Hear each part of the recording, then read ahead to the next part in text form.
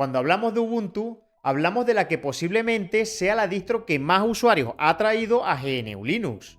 Y no solo de manera directa, ya que después de Debian, esta puede ser la distro con más derivadas, por lo que indirectamente también ha aportado muchísimo en este aspecto. Pero creo que no es un secreto para nadie que en los últimos años han tomado un camino muy diferente al de sus inicios, lo que le ha convertido en la distro más querida, pero a la vez la distro más odiada del ecosistema del software libre. Bienvenidos a Tux Universe. Hoy, en la distro del mes, hablaremos de Ubuntu, la distro más querida o más odiada de GNU Linux. Pero antes, no olvides darle like al vídeo, compartirlo sin miedo y suscribiros al canal. ¿Por qué digo que Ubuntu es la distro que más usuarios ha traído? Sencillo, a principios del 2000 usar GNU Linux no era para cualquiera. Y es que a diferencia de Windows, para instalar y usar este sistema necesitabas conocimientos altos. Y como digo siempre, la informática cambió con la llegada de Windows 95. Y es que la aparición del botón de inicio más los iconos intuitivos acercaron el uso del PC prácticamente a cualquier persona, indiferentemente de sus conocimientos informáticos. Y creo que es justo esto lo que buscaba y logró Ubuntu, quien en su primera versión incluyó un instalador sencillo, rápido e intuitivo. Pero para entender el impacto real, hay que entender que usar GNU Linux en esa época era como volver al inicio de los 90 con MS2 y Windows 3.1.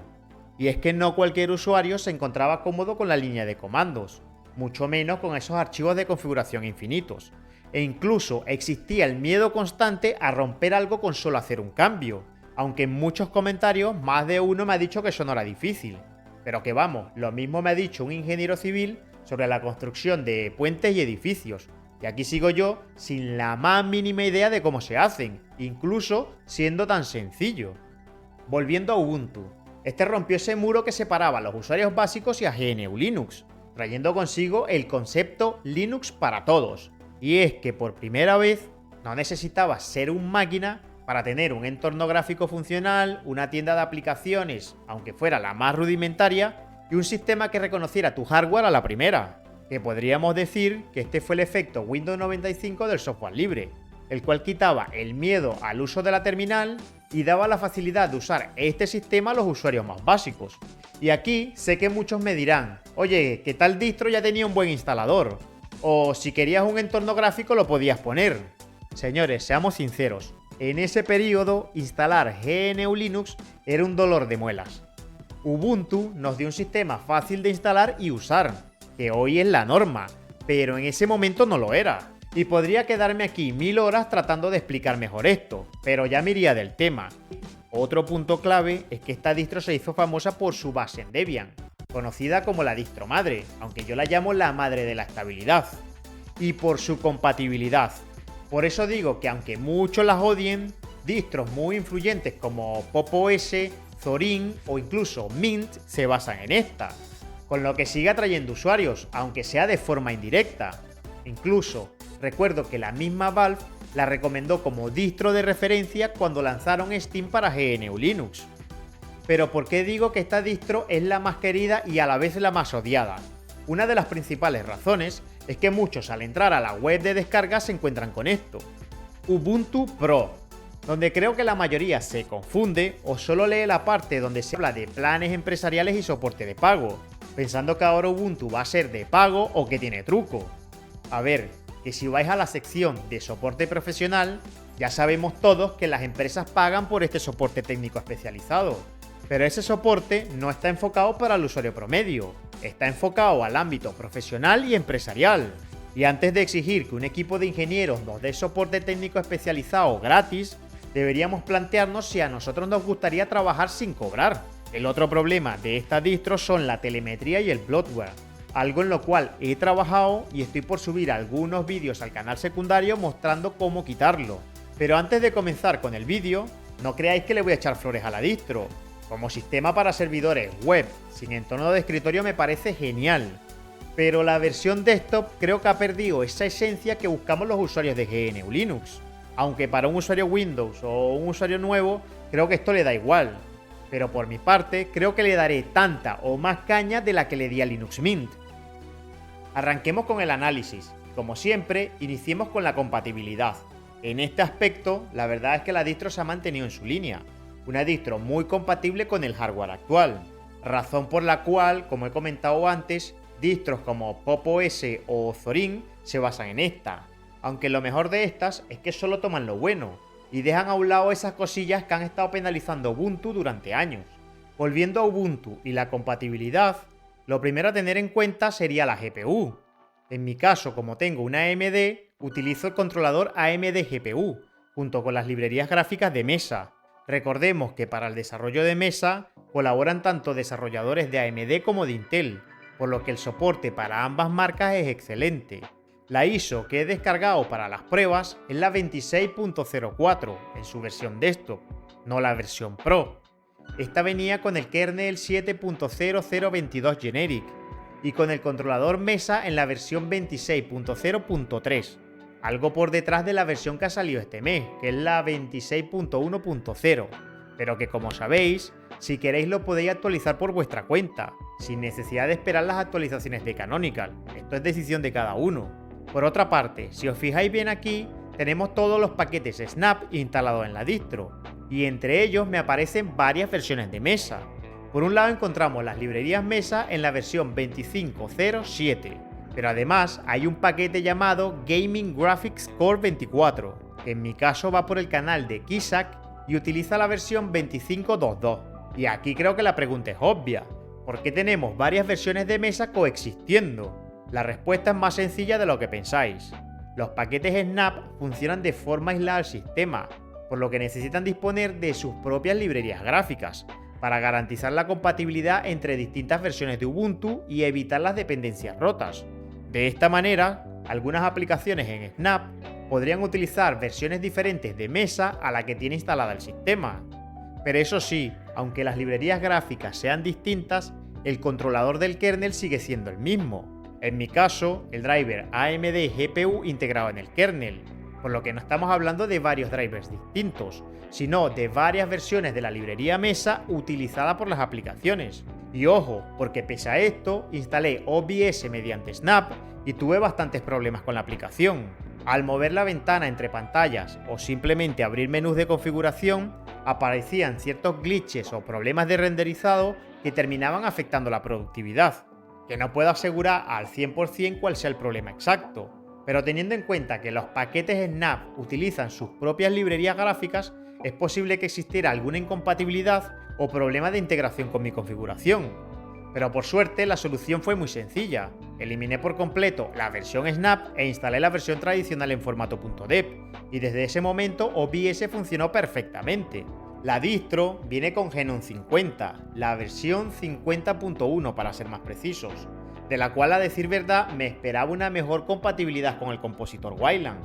Y es que creo que entre estos dos aún existen detalles por pulir, los cuales, os aclaro de una vez, no tienen nada que ver con Ubuntu, ni con la base, ni con el controlador de vídeo, y muchísimo menos con el kernel. Recordad que estos componentes trabajan a niveles o capas diferentes. Y esto es algo que he comentado en varios vídeos desde que hice ese análisis de Mint con Cinnamon, el cual de momento es 100% compatible únicamente con X11, aunque cuenta con una versión experimental para Wayland, pero que ese modo experimental solo afecta al entorno y al compositor. Nada tiene que ver con el resto de componentes del sistema, como ya lo he comentado. En cuanto a Wayland y Genome, sigue existiendo un problema para los que tenemos pantallas 2K o 4K y aplicamos el escalado. Y es que al entrar en un juego, estos escalados hacen que el sistema reconozca las pantallas con una resolución mucho más alta a la real, lo que puede terminar afectando el rendimiento. Algo que también te afecta si trabajas con OBS. Y es que el hecho de mover la posición de las pantallas o cambiar el escalado mientras grabas, como en mi caso que quería mostraros el cambio de configuraciones, hace que la aplicación deje de recibir la imagen de forma correcta y te grabe una pantalla completamente congelada. Un fallo que nada tiene que ver con lo que he mencionado antes de la paquetería Snap.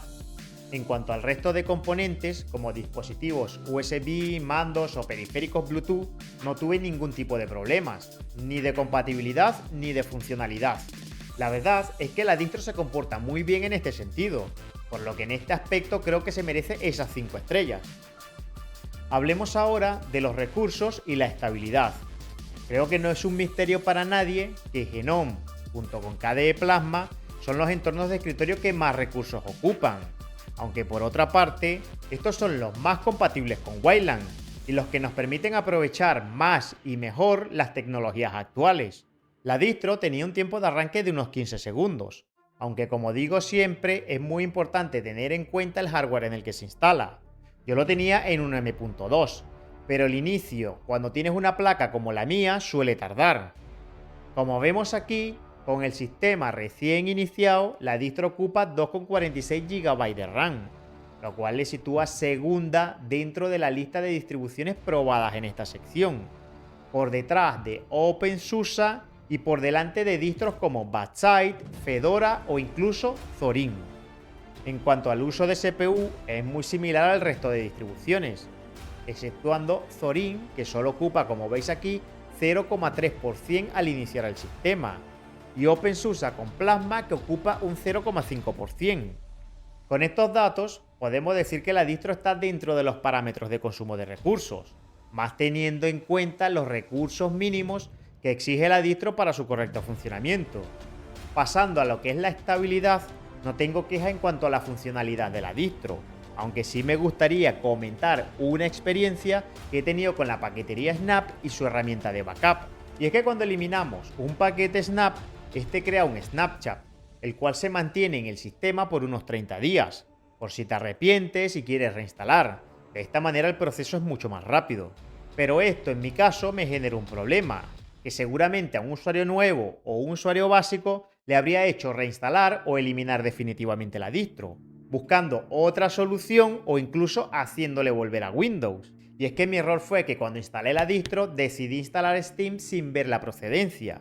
Y luego cuando estaba verificando los paquetes Snap me di cuenta que la había instalado desde esta paquetería. Que para las pruebas gaming intento nunca usar contenedores, más que nada porque quiero tener una buena conexión con el Mango Hub y sacar los resultados más precisos posibles. Pero volviendo al tema real, tenía Steam instalado por Snap y había instalado ya 5 títulos. Esto ocupaba unos 300 GB y cuando le he dado eliminar, este se puso a hacer el backup o el Snapchat de todo esto en un zip, lo cual hacía trabajar solo uno de los hilos de la CPU y que se fuera al 90% de carga, calentando la CPU y disparando los ventiladores. Cabe destacar que como este proceso es de segundo plano, no podrás verlo desde el monitor de sistema, y mucho menos se detiene reiniciando o apagando el equipo. Y la cosa es que si no logras frenarlo, va a exprimir tu CPU hasta que se complete el proceso. Pero es que además esos gigas te van a ocupar el disco hasta que pasen los 30 días, que podría decir que la solución es muy sencilla. Básicamente hay que tirar de la terminal para identificar el servicio rebelde que está ejecutando el backup y pararlo, o utilizar directamente el comando snap discard snapchat para borrar ese almacenamiento retenido en la sombra. De igual manera lo tengo todo grabado para mostrarlo en un vídeo en el canal secundario, aunque es importante que tengamos en cuenta que en mi caso esto fue notable por la cantidad de gigas que ocupaban Steam junto con los títulos que tenía instalados, pero que esto con una aplicación sencilla no debería ocurrir, o no por lo menos por un tiempo prolongado como era mi caso. Y teniendo en cuenta el buen uso de recursos de la distro y que el fallo comentado es debido a un hecho puntual que además es de la paquetería Snap, creo que en este aspecto la distro se merece sus 5 estrellas. Pasemos ahora a las herramientas y aplicaciones que vienen con la distro. Si habéis usado Ubuntu en sus versiones con Unity, cuando desarrollaban e impulsaban Unity como su entorno, sabréis que la empresa tenía muy buenos proyectos. Entre estos había una versión de Ubuntu para móviles y tablets, el cual contaría con una gran integración con tu PC, lo que les hacía mejorar cada vez su entorno de escritorio, algo que me gustaba muchísimo. Pero desde hace unos 9 años han vuelto a Genome, al que solo le aplican una customización por medio de extensiones y su propio tema, para dejarle visualmente parecido a lo que era Unity. Estas no son más que el Ubuntu Dock, el cual te pone la barra lateral y el lanzador, y luego Yaru, que es el tema visual de la distro. Otra cosa que han hecho es abandonar la tienda de aplicaciones de Genome, esto para implementar su propia tienda, algo que no me ha gustado mucho ya que lo que intentan es forzar el uso de los paquetes Snap. La distro cuenta con una herramienta súper interesante, pero que podría ser un poco confusa, el actualizador de firmware. Esta nos debería ayudar con la actualización de firmware de nuestros componentes, placa base, GPU, SSD o incluso con el hub ese del RGB, uso de ventiladores y esas cosas. Pero que a ser sinceros, intenté ver si había alguna actualización disponible para mis componentes, pero la herramienta solo me decía que eran actualizables, lo cual me indica que desde este se pueden hacer. Pero al decirle que me buscara posibles actualizaciones no me daba resultado alguno. No sé si alguno de vosotros la haya probado y haya tenido mejor experiencia con esta, pero de ser así déjamelo en los comentarios. También cuenta con una aplicación que se llama Security Center. Y aquí viene lo que molesta a muchos. Apenas la abres te pide que actives Ubuntu Pro. Y aquí hay algo muy importante a comentar y a tener en cuenta. Por lo que he entendido, Ubuntu Pro es gratis para usuarios particulares, pero solo hasta en 5 PCs de escritorio. Aunque creo que el mayor problema es que Canonical se pone súper agresivo con los mensajes de registro del sistema, ya que es la única manera que tienen para controlar esto, que es algo muy similar a lo que hace Microsoft con Windows y que también se puede tomar como telemetría. Cuenta también con una opción de permisos de aplicaciones, la cual no es más que una función para que cada aplicación que se quiera ejecutar te pida autorización, pero que además está en experimental. Y no puedo deducir si esto iría muy bien con los paquetes snaps. Como última opción, cuenta también con un cifrado de disco, en el cual me apareció todo el tiempo el mismo error, sin indicarme la causa. Pero la causa es fácil. Hay dos factores muy importantes a tener en cuenta. La primera es que el sistema sea instalado usando el formato de cifrado respaldado por el chip TPM 2.0 de tu placa base. La segunda es que la instalación sea limpia y se haga en un disco entero.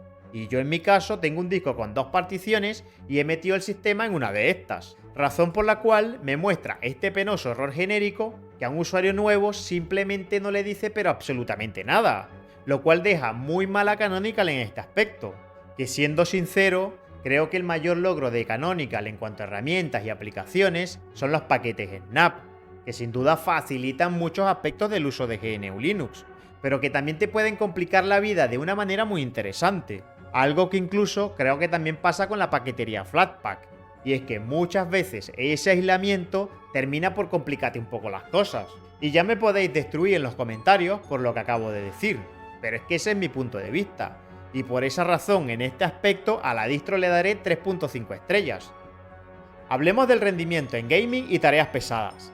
En este punto la verdad es que la distro podía llevarse una valoración muy buena, pero en cuanto al gaming he tenido un problema muy puntual pero repetitivo, el cual, sin dudas, es molesto para un gamer. Y el problema es que de manera aleatoria cuando estás jugando, el título se puede congelar por 1 o 2 segundos, algo que desde luego te puede fastidiar una partida. Pero veamos el rendimiento con los diferentes títulos que he probado y luego hablamos a fondo de este problema. Comencemos con Counter-Strike 2. Sé que para muchos este puede parecer un juego sencillo, pero creedme, configurando los gráficos a 4K y liberándolo hasta 1000 FPS, se le exige muchísimo a la GPU para mantener una tasa de refresco alta y no arruinar la jugabilidad.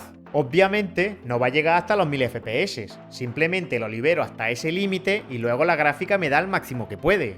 Como veis en esta gráfica, este me ha dado 190 FPS de media, con unos 228 máximos y 142 mínimos. La carga de la GPU se ha ido al 100% y ha alcanzado una temperatura de 61 grados, llevando también la CPU a un 29% de carga y a una temperatura de 68 grados. Recordemos que desde enero de este año todos los videojuegos los estoy probando en 4K. En comparación con el resto de distros probadas en 4K, Ubuntu es la que mejor average ha tenido en este juego, aunque podríamos decir que los parámetros están dentro del rango del resto, unos grados o FPS más arriba o más abajo. Pasemos a Cyberpunk, un título AAA bastante exigente, el cual configuro a 4K y con todos los parámetros en Ultra para poder exprimir al máximo la GPU. En esta gráfica podemos ver que el average de FPS es solo de 64, pese a tener un máximo de 179 y un mínimo de 43. La carga de GPU llega al 99% con una temperatura de 60 grados, mientras que la carga de la CPU llega al 38% y a una temperatura de 70 grados. En esta gráfica la comparo con las 3 que mejor rendimiento me han dado con este título. Y como veis, Ubuntu es la última, que si os soy sincero, con este título yo sentí como si hubiese ido un poco con el freno, aunque debo admitir que la jugabilidad ha sido muy buena. Pero si vais a la web, veréis que esta distro es la que peor rendimiento me ha dado en este título, incluso peor que Mint. Pasemos a Need for Speed Heat, un juego que, como digo siempre, está muy mal optimizado, pero que de igual manera lo configuro al máximo de calidad gráfica y a 4K.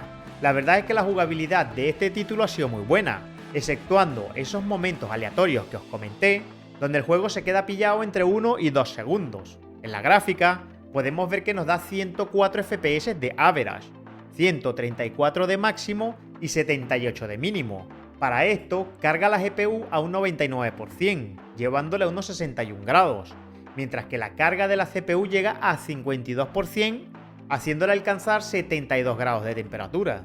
En la comparativa con el resto de distros, en esta gráfica la volvemos a ver la última, que como veis tiene una buena diferencia de FPS con PicOS, que es la primera con 130 de average, y quedando por debajo de distros como OpenSUSE y Fedora.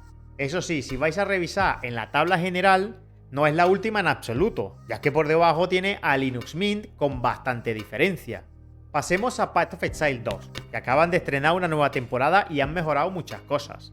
Aquí os debo ser sincero, en cuanto a la jugabilidad y estabilidad, creo que Ubuntu es la que mejor sensación me ha dejado. Aunque aquí también se ha presentado ese problema donde muy de vez en cuando el juego se queda pillado por unos segundos. Como vemos en la gráfica, el juego me ha dado unos 133 FPS de average, con unos 210 FPS de máximo y 96 de mínimo.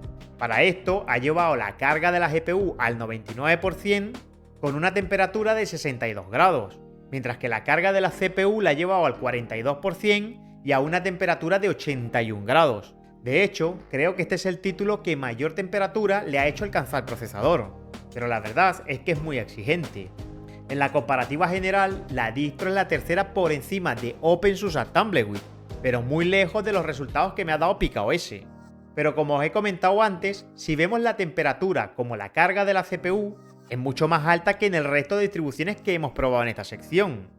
Aunque la razón de esto pueda estar en esas modificaciones u optimizaciones que le hayan aplicado al juego en la nueva versión para esta temporada. Por último, tenemos a Shadow of the Tomb Raider, un juego con versión nativa para GNU Linux que debería tener el mismo rendimiento o muy parecido en todas las distros. Pero siendo sinceros, creo que todos sabemos que esto no será así. Todo depende de la configuración, optimización o incluso la personalización de cada sistema. En este, el average de FPS es de 128, con unos 146 de máximo y 111 de mínimo. La carga de la GPU va al 100% y alcanza una temperatura de 57 grados, mientras que la carga de la CPU llega al 19%, alcanzando una temperatura de 70 grados. En la comparativa general, la distro está a la primera, aunque la diferencia con la segunda, que es OpenSUSE Tumbleweed, es mínima. Eso sí, supera a PicOS tanto en su versión con GNOME como en su versión con Hyprland. Y además, es la que menos carga la CPU y la que más FPS da. Hablando ahora en términos generales, la experiencia no es que haya sido grandiosa, pero sí que ha sido bastante buena. Todo esto pese a ese problema de congelamiento de pantalla en momentos aleatorios. Pero que vamos, que no es algo que ocurra constantemente. Lo que pasa es que si te pilla en una situación crítica te puede arruinar una partida. Además, debo destacar que esto ocurre indiferentemente a la librería o tienda desde la cual instales el videojuego.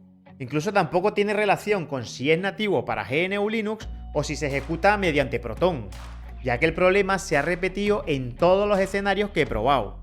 Y he estado investigando un poco este comportamiento y he encontrado reportes de otros usuarios de Ubuntu 26.04 que describen congelaciones breves de la imagen bajo GNOME y Wayland, especialmente durante videojuegos.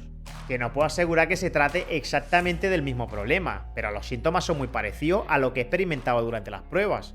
Además, como sabéis, he usado exactamente el mismo hardware para probar el resto de distribuciones, y con estas no he tenido ningún tipo de problemas, por lo que todo apunta a que podría ser algún problema relacionado con la combinación de Ubuntu 26.04, GNOME, Wayland o alguno de los componentes gráficos asociados a esta configuración. Y por mi parte, espero que Canonical solucione este comportamiento con las próximas actualizaciones, porque más allá de este inconveniente puntual, la experiencia en gaming ha sido muy positiva, por lo que le daré 4 estrellas. Hablemos ahora de mi experiencia con la distro durante todo este mes. Como he comentado en muchos de mis vídeos, utilicé Ubuntu durante muchos años, cuando este usaba el entorno Unity, y sinceramente me esperaba una experiencia mucho mejor. Y la cosa es que tras esta prueba, comienzo a comprender un poco mejor el rechazo que le tiene una gran parte de la comunidad. Comencemos con el problema que tuve con OBS en su versión Snap. Y la verdad es que si me vas a obligar a usar un formato de paquetes, este debería funcionar correctamente, y más en una distro que no solo está enfocada a nuevos usuarios, sino que me atrevería a decir que es de las más utilizadas en estaciones de trabajo de oficinas, razón por la cual existe su versión Pro. Como habéis visto antes, si movía el OBS entre pantallas o abría las configuraciones, este me daba problemas de visualización, y esto está relacionado con la forma en la que Snap aísla las aplicaciones y su integración con el entorno gráfico en Wayland, especialmente en las aplicaciones que dependen de la aceleración por hardware. Pero como habéis visto, la solución fue muy sencilla: eliminar el paquete Snap e instalar la versión en formato .dev. Tras esto, todo funcionó perfectamente. Lo otro fue el problema ese que tuve con su herramienta de Snapchats para la paquetería Snap, y es que al querer quitar la versión Snap de Steam para instalar la versión .dev, la distro me lió una muy buena. Si os soy sincero, me pasé unos 20 minutos intentando entender la causa, buscando entre los procesos sin encontrar nada raro. Incluso llegué a aplicar el toque mágico del informático, el reinicio. Pero lo peor es que en este proceso el sistema tardaba una eternidad en apagar, y al volver a iniciar, la temperatura de la CPU se iba nuevamente a los 70 grados, con los ventiladores girando a toda pastilla. ¿Y sabéis cuál era el problema? Que la compresión la estaba haciendo en un gzip, y además eran 300 GB de juegos, herramientas de Proton y shaders que tenía que empaquetar. Y como gzip solo usa un único hilo de la CPU, lo llevaba al 90% de la carga, lo que disparaba la temperatura. Y si somos sinceros, esto puede ser un problema que puede volver loco a un usuario nuevo. Y es terrible que una herramienta que debería facilitarte la vida te dé por saco de esta manera. Y quiero cerrar este aspecto con estos dos puntos más el congelamiento aleatorio en gaming, porque es que si me pongo muy tiquismiquis tendría que bajarle mucho más la puntuación a una distro que fue mi favorita desde el 2013 a inicios del 2018, pero que además la defendió durante muchos años, e incluso es la que uso en la mayoría de servidores web que monto, incluyendo el de la web de Tux Universe, aunque en servidores la experiencia y el uso son totalmente diferentes, ni siquiera uso entorno gráfico, pero además entiendo que es la favorita de muchos de mis seguidores, entre ellos Miquel Ubuntero, quien siempre busca lo mejor de cada distro que analiza. De igual manera, en este aspecto le daré 3,5 estrellas, aunque su versión server le daría unas 5 estrellas. Ahora, teniendo en cuenta que en compatibilidad le di 5 estrellas, en recursos y estabilidad otras 5 estrellas, luego en herramientas y aplicaciones 3,5 estrellas, en rendimiento en gaming y tareas pesadas 4 estrellas, y en lo que fue mi experiencia 3,5 estrellas, la valoración total de la distro es de 4 estrellas, teniendo en cuenta que para el vídeo lo redondeo, así que si vais a la web la veréis en la 7ª posición, con una valoración de 4,2 estrellas, por encima únicamente de Linux Mint, y con esto llegamos al punto donde debo dar mi opinión definitiva y más sincera, y como ya sabéis, pienso que Ubuntu fue la que abrió el camino de GNU Linux para muchos usuarios, e incluso fue la guía para muchas otras distros, algo similar a lo que hizo Valve con SteamOS, que sin duda fue la precursora de las distros gaming. Pero justo aquí debo admitir que hay mucha verdad en lo que piensan muchos usuarios sobre esta, y es que al igual que muchos de ellos, creo que Canonical ha cambiado el enfoque de la distro, orientándolo hacia algo más comercial que al usuario convencional, que a la final fue quien le dio la popularidad que tienen, aunque con esto no digo que le hayan dado la espalda, ya que seguimos teniendo una buena distro, la cual estamos seguros de que tendrá continuidad, y que podremos seguir usando de forma totalmente gratuita. Aunque esto nos lleva a ser ese banco de pruebas que necesita Canonical para solucionar problemas, identificar fallos y conseguir mejoras que mantengan a Ubuntu entre los sistemas más influyentes. Y al final, esto es la esencia del software libre. Todos aportamos y todos ganamos. Y bueno, como digo siempre, lo difícil no es usar GNU Linux, sino dejar de usarlo una vez que lo has probado. Recordad también que sois los mejores. Y si os ha gustado el vídeo, no olvidéis comentarlo, darle like, compartirlo sin miedo y suscribiros al canal. Por mi parte me despido y nos vemos en el próximo vídeo.